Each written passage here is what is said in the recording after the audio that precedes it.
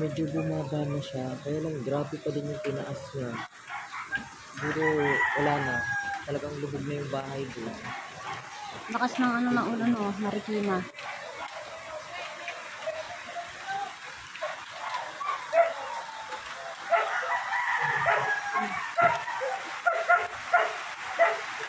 Di pa tumitigil ang ulan. Buti nakatakbo kami, nakalipat kami dito.